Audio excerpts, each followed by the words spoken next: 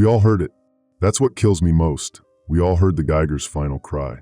Not like the steady tick-tick-tick we'd grown used to over the past month, since they shut down the old Millfield reactor. No, this was different. Urgent. Like my grandmother's smoke alarm when she'd burn her morning toast, except metallic. Desperate. The kind of sound that makes your teeth ache and your stomach drop, you know? Raven Kessler said it sounded like screaming. Her twin Pike thought it was more like chattering, like when you're so cold your jaw won't stop shaking. But I remember it as crying. A machine crying for help that nobody wanted to hear. We were all crammed into the Grange Hall that morning. Must have been 40 of us from the township, maybe more. The October air outside tasted like pennies and ash, thick enough to coat your tongue. Made you want to spit every few minutes, but there wasn't much point. The taste just came back stronger. Dutch had the Geiger counter set up on the card table by the coffee station, right next to Aunt Bertie's famous apple cake that nobody was eating.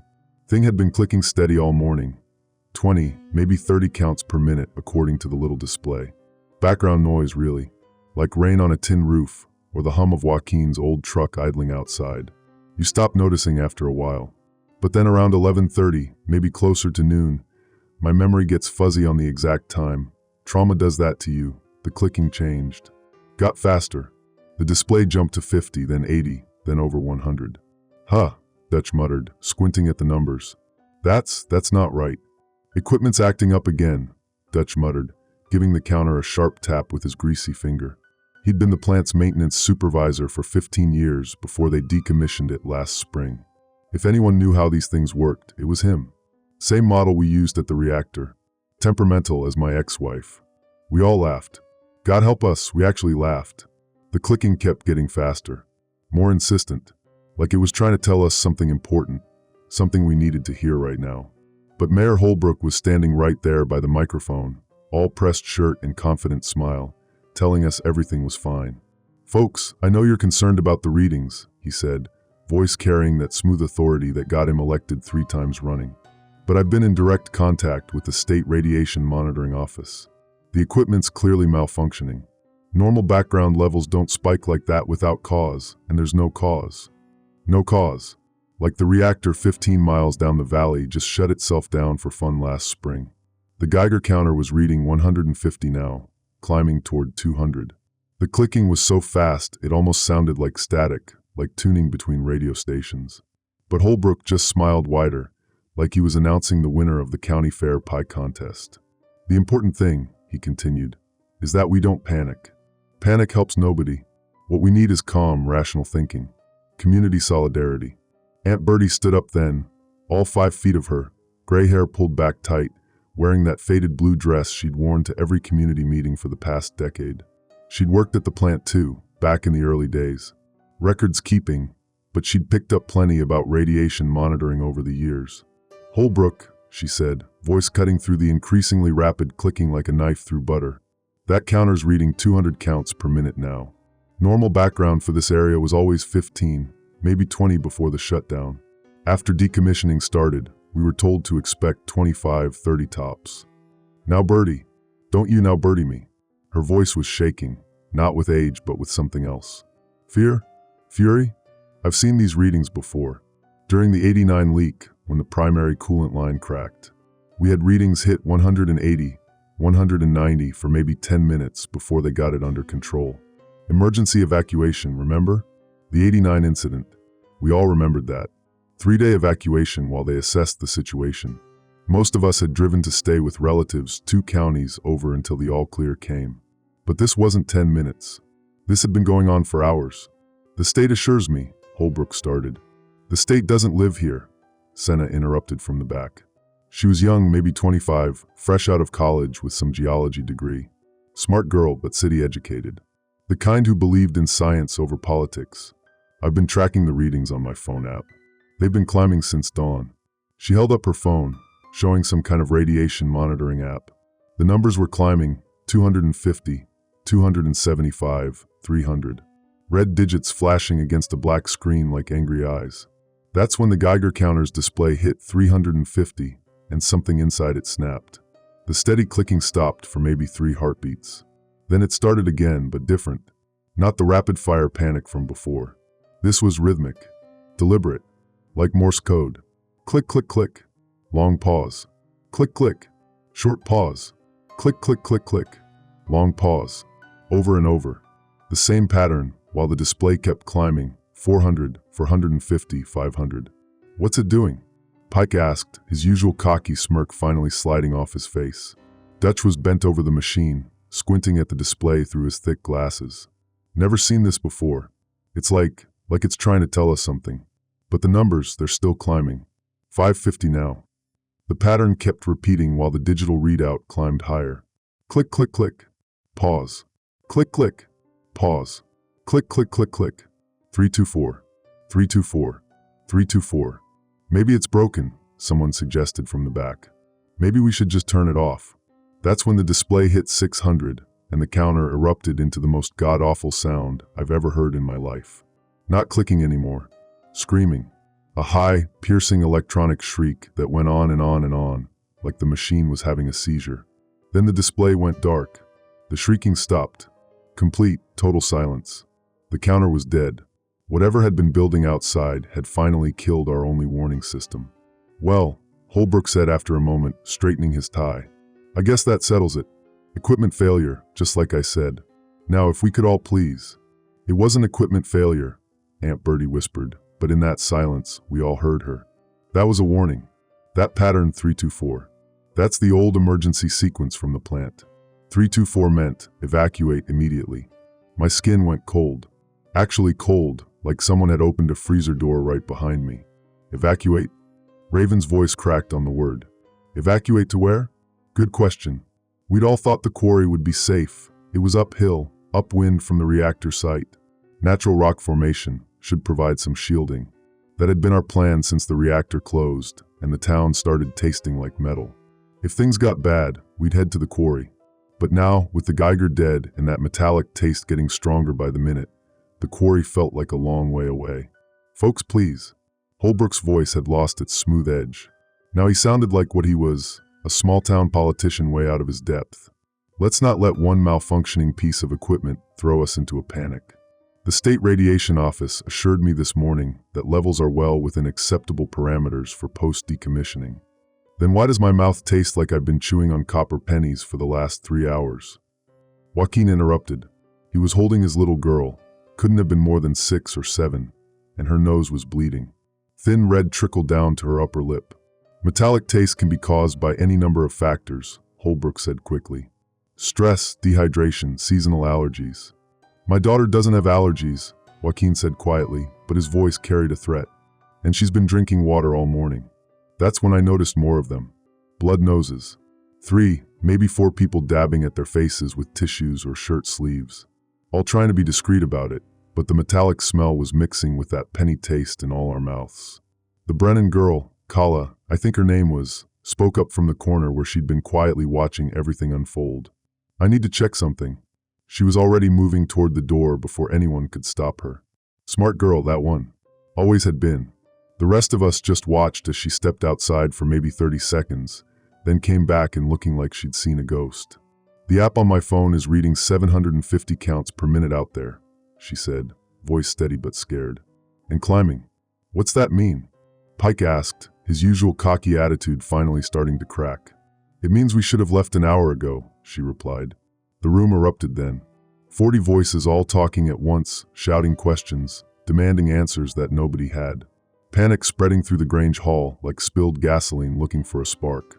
But over all the noise, I kept hearing that pattern echoing in my head. Click, click, click. Pause. Click, click. Pause. Click, click, click, click. 324. 324. The Geiger's final cry, trying to save us right up until the radiation levels fried its circuits. The warning we ignored because we wanted to believe Mayor Holbrook's reassuring lies more than we wanted to face the truth. Because admitting the readings were real meant admitting we were in serious trouble. The kind of trouble that doesn't just go away when you ignore it. And by the time we finally started listening, really listening, our only warning system had already given up on us. Just like we'd given up on ourselves. I keep thinking about what Dutch said, about the Geiger being temperamental like his ex-wife. Made me remember my own grandmother's smoke detector, the one that went off every time she burned her morning toast. After a while, she just started ignoring it when it beeped. Said it was crying wolf too often. But what happens when the wolf is real? What happens when you've trained yourself not to listen, and the warning you're ignoring is the only thing standing between you and disaster? I'll tell you what happens. You stand there in a room full of neighbors while invisible death seeps through the walls, arguing about equipment malfunctions and acceptable parameters while your children's noses start bleeding and your mouth fills with the taste of copper pennies. You trust the man in the pressed shirt and confident smile, because believing him is easier than believing the machine that's literally screaming for your attention. You ignore the final cry, and then you spend the rest of your life, however long that turns out to be, wishing you'd listened to the warning instead of the politician. The Geiger counter knew what was coming. We just didn't want to hear it. The exodus from the Grange Hall wasn't orderly, wasn't planned. It was pure panic dressed up as purpose, 40-some people trying to pretend we had any idea what we were doing. Kala Brennan kept checking her phone app every few minutes, calling out numbers like some kind of radioactive countdown. 800 now, she'd say. Then, 5 minutes later, 850. Each update hit like a physical blow, because we all knew those numbers were supposed to go down, not up. But here's the thing that's been eating at me. I can't remember Dutch's exact words about evacuation levels from back at the Grange Hall. He'd muttered something under his breath when the counter hit triple digits, something about plant protocols. Was it anything over 50 means evacuation, or anything over 500? 15 years maintaining that reactor, Dutch should have known those numbers by heart. But when your brain's swimming in adrenaline and fear, even the clearest memories get muddy. Or maybe Dutch never actually said anything about evacuation levels at all. Maybe I'm remembering it wrong, mixing up his voice with something I heard on TV once, or read in some emergency preparedness pamphlet that came in the mail. That's the hell of it. When your life depends on remembering something accurately, your brain decides it's the perfect time to get creative with the truth. We need to get to the quarry, Joaquin kept saying, his little girl Maya tucked under his arm like a football.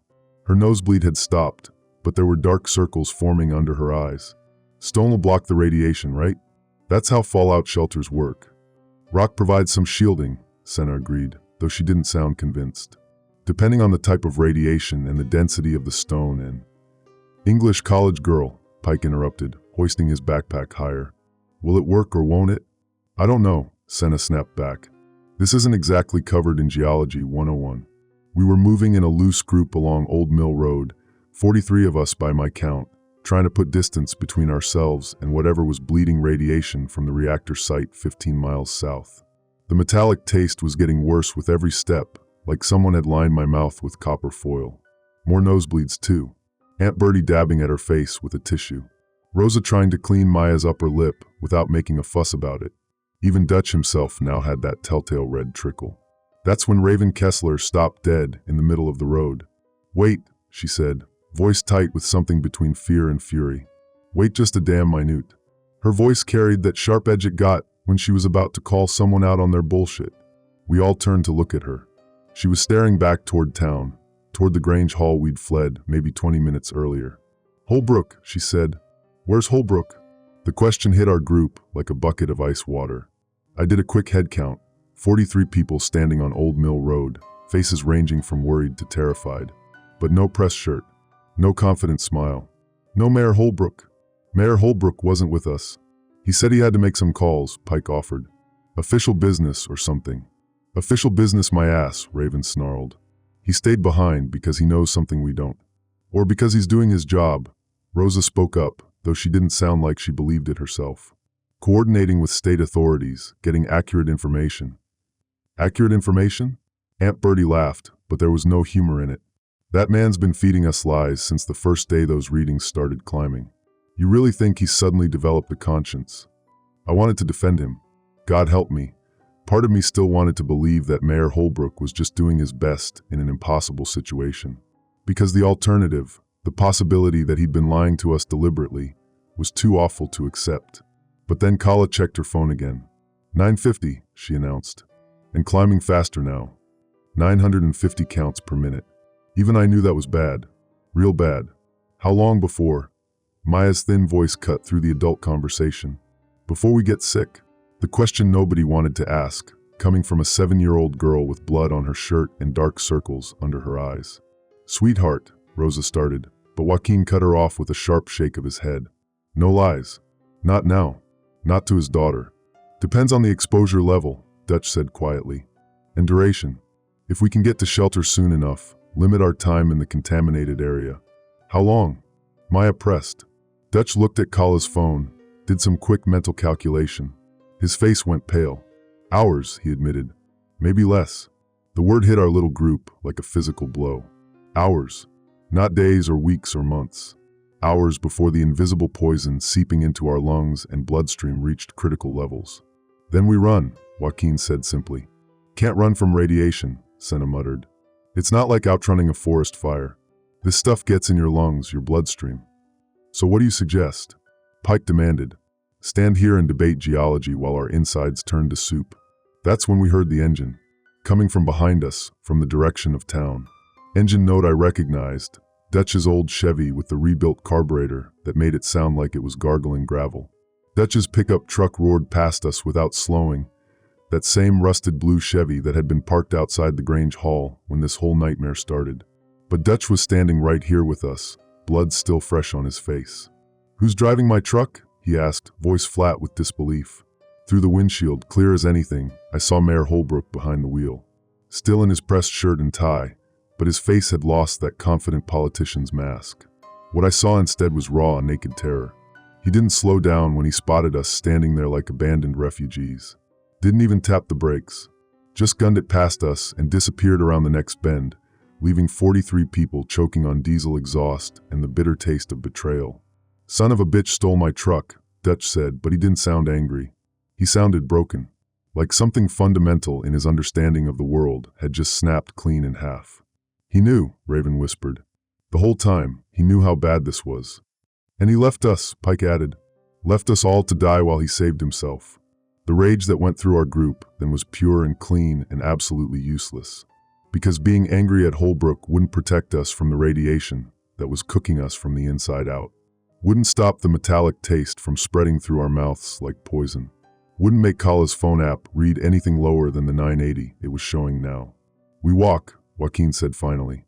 Quarry's only 3 miles. We can make it. With kids? And Aunt Bertie?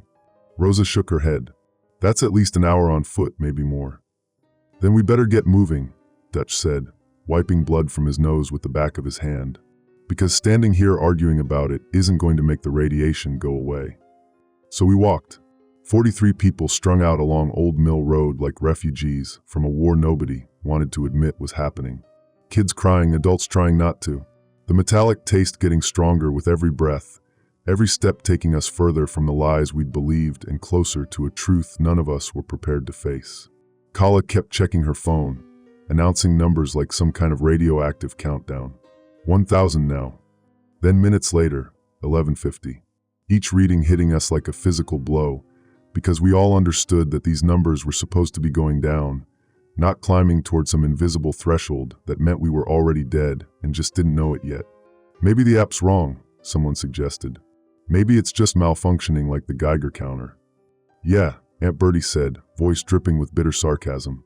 Maybe we're all just imagining the nosebleeds and the metallic taste, and the fact that Mayor Holbrook just stole a truck to save his own skin. You don't know that's why he left, Rosa insisted, though even she didn't sound convinced anymore. Then where is he? Raven demanded. Where's our fearless leader when we need him most?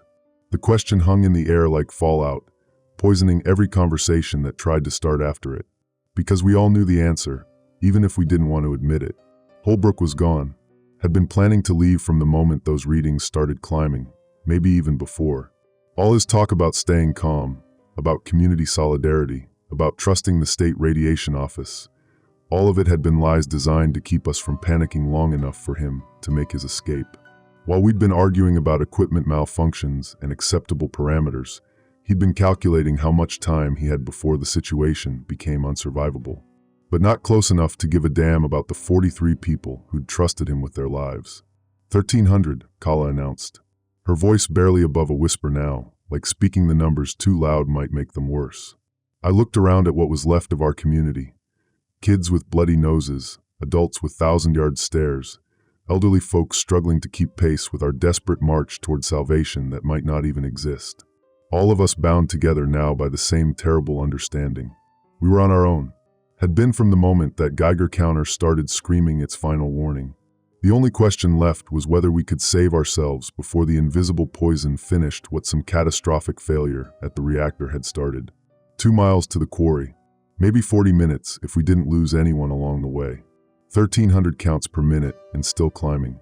Time bleeding away like the red trickling from our noses, and nowhere to run except forward into those limestone caves that might provide enough shelter to keep us alive long enough to figure out what came next. If there was a next, if we weren't already walking dead, the quarry wasn't salvation. We knew at the moment we crested that final hill and saw the limestone pit spread out below us, a gaping wound in the earth that should have felt like shelter, but instead felt like a grave we were digging ourselves. Jesus Christ, Pike breathed, and nobody corrected his language because we were all thinking the same thing. The water at the bottom of the quarry was glowing. Not bright, not like a light bulb or anything from the movies. Just a faint, sickly green shimmer on the surface that moved wrong, like oil but thinner. Like death made liquid. "That's not possible," Senna whispered, her geology textbooks crumbling to dust in her head. "Limestone doesn't, water doesn't." "Runoff," Dutch said, voice flat as concrete. "From the reactor site. 15 miles of contaminated groundwater, and it all drains here eventually." Kala checked her phone with shaking hands. 1,800, she announced. "Jesus, it's 1,800 now. 1,800 counts per minute." The numbers had been climbing faster since we'd reached the quarry rim, like the contaminated water below was throwing radiation up at us like some kind of toxic greeting. Maya Joaquin wasn't crying anymore. That should have been a relief, but it wasn't. 7-year-olds should cry when they're scared. When they've stopped crying, it means they've moved past fear into something much worse. "We can't go down there," Rosa said, stating the obvious because someone had to. "We'd be swimming in radiation." "And we can't go back," Raven added. "Not with those readings." We were trapped. 43 people standing on the rim of a poison pit, radiation cooking us from below, and no way forward that didn't lead to death. That's when Aunt Bertie started laughing. Not happy laughter. The kind that comes when your brain can't process any more horror and decides to break instead. High-pitched, brittle laughter that made everyone turn to stare at her like she'd lost her mind. Maybe she had. 40 years, she gasped between fits of laughter. 40 goddamn years I worked in that plant. 40 years of safety protocols and emergency procedures and radiation training. You know what they never told us?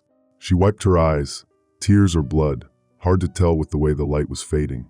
They never told us what to do when the people in charge decide your life isn't worth saving. The laughter died as abruptly as it had started, leaving us all standing in silence except for the sound of wind carrying invisible death across the quarry. "Holbrook knew," Bertie continued, her voice steady now in a way that was somehow more terrifying than the laughter. "Not just about the reactor failure, about the groundwater contamination, about how the whole aquifer's been poisoned for weeks, maybe months." "You don't know that," Rosa started, but Bertie cut her off with a look that could have stripped paint. "Child, I spent 4 decades reading radiation reports and risk assessments. I know the signs of a cover-up when I see one. Those readings didn't spike overnight. This has been building for a long time." "How long?" Joaquin asked, his arm still around Maya's thin shoulders. Bertie shrugged. "Long enough for certain people to make arrangements. Long enough for Mayor Holbrook to quietly move his family out of town last month. Long enough for the state radiation office to stop returning his calls." The pieces clicked together like a lock opening. Holbrook's wife visiting her sister in Florida. His kids transferring schools. The way he'd been pushing so hard for everyone to stay calm, stay put, trust the experts. Trust him. "He's been planning this," Pike said, his voice thick with betrayal. "The whole time, he's been planning to leave us here to die." That's when Dutch collapsed. Not dramatically. Not like in the movies. He just stopped walking and sat down hard on the limestone gravel, his legs folding under him like someone had cut his strings. "Dutch!" Rosa started toward him, but he held up a hand to stop her. "Don't," he wheezed. "Don't come closer." Even in the fading light, we could see the blood. Not just the nosebleed we'd all been dealing with. Real blood, dark and thick, staining his shirt. Coming from places blood shouldn't come from. "How long?" Raven asked quietly. "Been hiding it since this morning," Dutch admitted. "Started bleeding internally around dawn. Figured I had maybe 12 hours before." He didn't finish the sentence. "Didn't need to." "You son of a bitch," Pike snarled, backing away. "You've been walking with us, breathing on us, bleeding all over everything." "It's not contagious," Senna interrupted. Radiation sickness isn't. Shut up. Pike whirled on her, fear making him mean. Just shut the hell up with your textbook bullshit. Look where your expert knowledge got us. The group was fracturing. 43 people held together by shared terror and trust, and now both were crumbling like everything else in this poisoned world. Pike, Joaquin said, voice steady despite everything. This isn't Dutch's fault, isn't it? Pike's voice cracked. He maintained that reactor for 15 years. He knew those systems better than anyone. If something was wrong, I was retired. Dutch shot back, blood flecking his lips. Been retired for 3 months. Whatever happened at that plant, it happened after I left. Convenient, Pike sneered. Enough. The voice cut through our argument like a blade. Aunt Bertie, standing at the quarry's edge, her back straight despite everything. Fighting each other won't change anything. Dutch is dying. We're all dying, just at different speeds. She turned to face us, and in the twilight, she looked like some kind of prophet of doom. But we're not dead yet, and that means we still have choices to make. What choices? Rosa demanded. We can't go down into that glowing poison pit, and we can't go back the way we came. We can tell the truth, Bertie said simply. While we still can. She pulled out her phone, an old flip model that had somehow survived everything that killed our smartphones and tablets. Still got signal, she announced. Weak, but it's there. Emergency broadcast system should still work. To say what? Joaquin asked. That we're all going to die because our mayor decided his life was worth more than ours. To warn the other towns, Bertie said. Millfield isn't the only community in the contamination zone. Clearwater's 8 miles northwest. St. Agnes is 12 miles east. They've got families too. Kids like Maya. She looked around at our group, 43 people on the edge of a poison pit, radiation readings climbing past 2,000 now, blood on our faces and death in our lungs. Maybe we can't save ourselves, she said, but we can make sure this stops with us. The weight of that settled over us like fallout. The understanding that our deaths could serve a purpose, could prevent other communities from suffering the same betrayal we had. Holbrook will try to cover it up, Raven said. Blame equipment failure, natural disaster, anything except his own negligence. Not if we get our story out first, Bertie replied. Not if we make it impossible to ignore. Dutch coughed, a wet sound that made everyone flinch. Do it, he gasped. Make the call. Tell them about the groundwater, about the cover-up, about everything. Dutch, Rosa started. I'm dying anyway, he cut her off. Have been since this morning. But maybe my death can mean something if it saves other people from going through this. Bertie nodded and opened her phone. The screen glowed blue in the growing darkness, a tiny spark of hope in a world gone mad. But before she could dial, we heard the engines. Coming from the road behind us. Multiple vehicles, moving fast, engines straining as they climbed the hill toward the quarry. More survivors? Someone asked hopefully.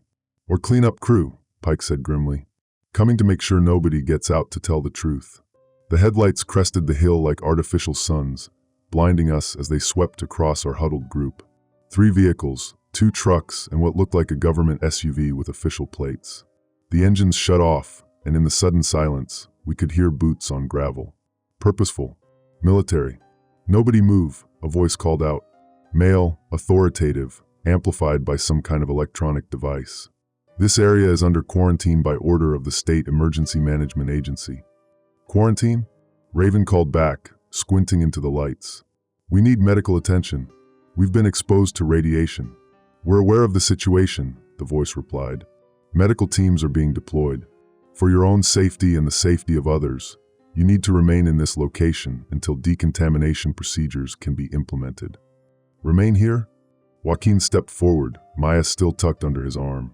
This whole area is contaminated. We need to evacuate. Sir, step back and remain with your group. The tone had changed. Less official announcement, more direct threat. That's when Bertie held up her phone, its screen still glowing in the darkness. I'm calling this in, she announced, her voice carrying clearly across the quarry. Emergency broadcast system. Every radio and TV station in the state is going to know what happened here. Ma'am, please lower the device. Like hell I will. The gunshot was surprisingly quiet. Not the dramatic bang you hear in movies, just a sharp crack that echoed off the limestone walls. Aunt Bertie stumbled backward, her phone spinning away into the darkness, its screen going dark as it clattered across the gravel. She sat down hard, hand pressed to her shoulder, blood seeping between her fingers. Anyone else feeling the urge to make phone calls?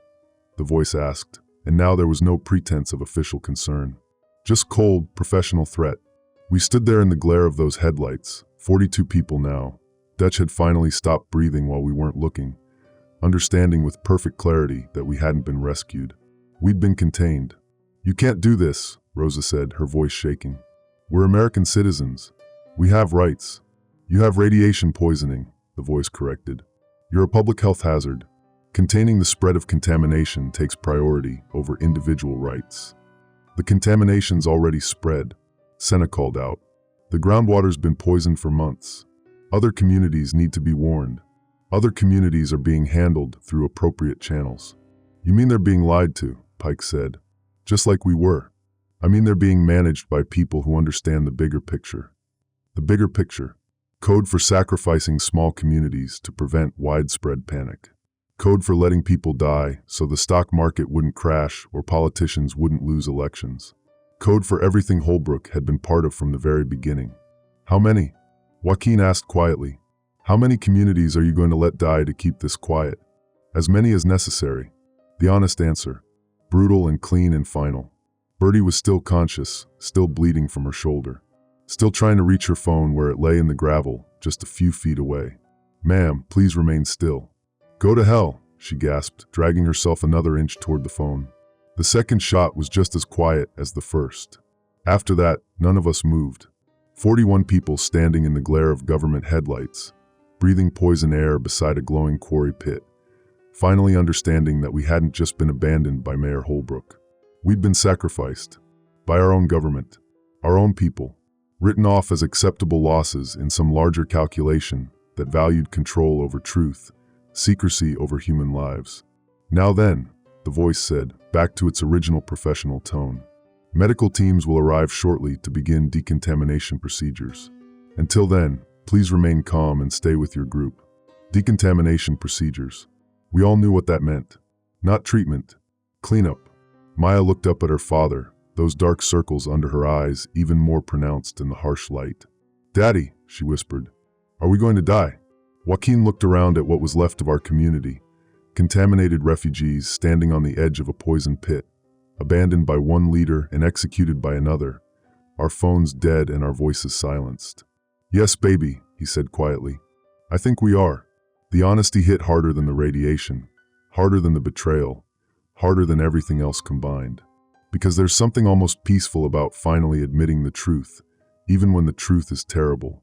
We were going to die here. All of us. Not from radiation sickness, that would take days or weeks. From whatever those decontamination procedures involved. But at least now we knew. At least we weren't dying confused and betrayed and wondering why the people we trusted had abandoned us. We were dying because we'd seen too much, knew too much, represented too much of a threat to whatever larger plan was being implemented across the contamination zone. 41 witnesses to mass murder, standing in the glare of headlights beside a glowing quarry, breathing poison and waiting for our government to finish what Mayor Holbrook had started. The metallic taste was getting worse. The radiation readings on Kala's dead phone would probably be over 3,000 by now, if anyone was still counting. But we weren't counting anymore. We were just waiting. For decontamination. For the end. For whatever came after the truth nobody wanted us to tell. They made us wait 6 hours. 6 hours standing in those headlights, breathing poison, watching our neighbors die one by one. Dutch first, then Mrs. Carver, then the Brennan girl who'd been the first to hear the Geiger's final cry. Just folding up like paper dolls, radiation eating them from the inside while government trucks idled in the darkness. The decontamination team never came. Of course they didn't. You don't decontaminate witnesses. You eliminate them. But they hadn't counted on Joaquin being an electrician, or Maya being small enough to crawl under a truck without anyone noticing, or the fact that those official vehicles still had their emergency broadcast equipment installed and operational. Daddy, Maya had whispered around hour 4, when the guards had gotten lazy and started smoking cigarettes instead of watching us carefully. The big truck has a radio thing, like at the fire station. Smart kid. Too smart for her own good, maybe. But smart enough to give us one last chance. While the cleanup crew waited for orders from whoever was coordinating this mass murder, Joaquin worked his electrician magic on their communication system. 37 years of wiring houses and fixing electrical problems, fingers steady despite the radiation sickness eating at his nerve endings. "I can jury-rig a broadcast," he'd whispered to what was left of our group. 31 people now, 10 lost to radiation poisoning in those 6 horrible hours. Emergency frequency. Every radio in 3 counties will pick it up. "How long?" Rosa asked. She was bleeding from her gums now, same as all of us. 5 minutes to patch in. Maybe 2 minutes of transmission before they cut the power or... He didn't need to finish. We all knew how government cleanup crews dealt with problems. "Do it," Pike said. His sister Raven had died an hour earlier, internal bleeding too severe to survive. "These bastards want to bury the truth with our bodies. Let's make sure they can't." So while the guards smoked their cigarettes and checked their watches and waited for permission to murder us all, Joaquin crawled under that government truck and spliced into their emergency broadcast system. Maya kept watch, 7 years old, dying of radiation poisoning, acting as lookout for what might be the most important 2 minutes of illegal radio transmission in human history. "Ready," Joaquin whispered, sliding back out from under the truck. His hands were shaking now, radiation damage affecting his motor control. "Who's going to talk?" We looked around at each other. 31 contaminated refugees, blood on our lips and metal taste coating our tongues, trying to decide who should deliver our dying message to the world. "All of us," Senna said quietly. "They can't shut up all of us at once." Emergency broadcast system activated. The radio crackled to life in Joaquin's jury-rigged setup. This is the community of Millfield Township, broadcasting from Quarantine Site 7. That was Pike's voice, steady despite everything. "We are 43 American citizens who were abandoned to die by our local government and are now being murdered by our federal government to cover up massive radiation contamination in the Tri-County area." Rosa took over. Mayor Holbrook of Millfield knew about reactor failure and groundwater contamination for weeks, possibly months. He evacuated his own family while telling the rest of us to stay put and trust the experts.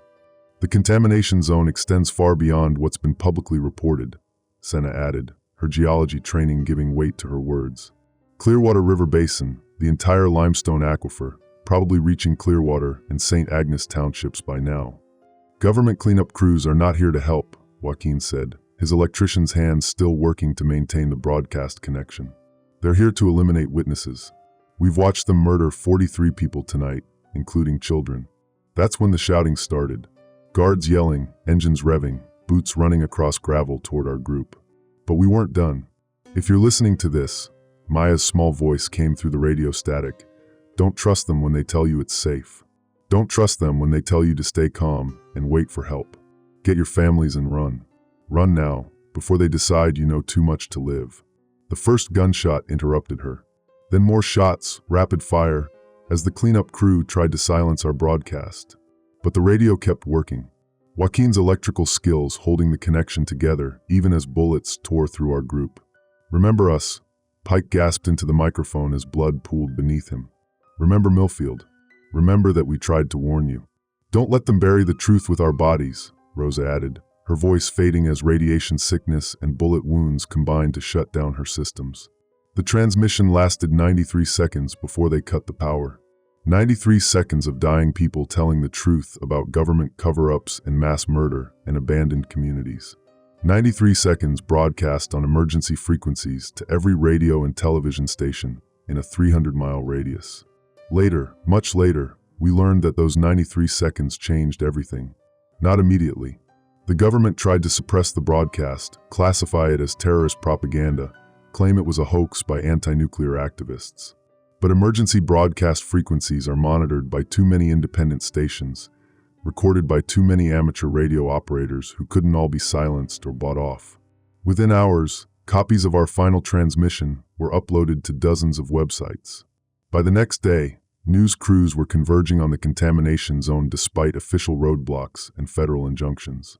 They found the quarry, found the glowing water, found radiation readings that confirmed everything we'd died trying to tell them. More importantly, they found the mass graves where government cleanup crews had dumped our bodies after shooting us. DNA evidence that proved we weren't terrorists or hoax perpetrators, just ordinary people who'd stumbled onto an extraordinary cover-up. The investigation took 2 years. Congressional hearings, FBI raids, criminal prosecutions that reached all the way up to cabinet-level officials who'd authorized containment protocols in contaminated zones. 17 government officials went to prison. Mayor Holbrook was found dead in his Florida safe house, apparent suicide, though his family maintains he was murdered to prevent him from testifying. The reactor complex was finally shut down permanently, after investigators discovered that cooling system failures had been ongoing for over a year, while safety reports were falsified to prevent public panic.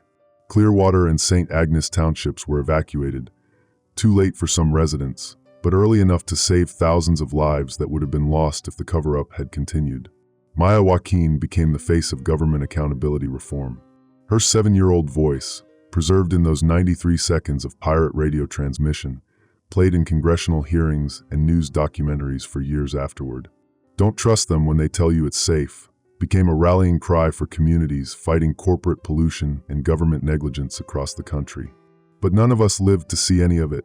We died that night beside the quarry, murdered by our own government for knowing too much and caring too much to stay silent about it.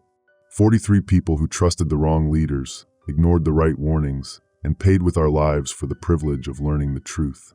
The Geiger counter's final cry, that desperate sequence of clicks we'd dismissed as equipment malfunction, had been trying to tell us that we were already dead, that the radiation levels were so high, exposure so complete, that survival was impossible regardless of what we did next. We just hadn't known how to listen. Or maybe we had known somewhere deep down and chose to keep hoping anyway because the alternative was too terrible to accept. Either way, we're gone now. All of us. Buried in unmarked graves, our names carved on memorial walls, our story told in documentaries and congressional testimony and high school history classes. Dead, but not forgotten. Not silenced. The truth we died to tell is still out there, still broadcasting on frequencies that can't be jammed or suppressed or classified as national security risks.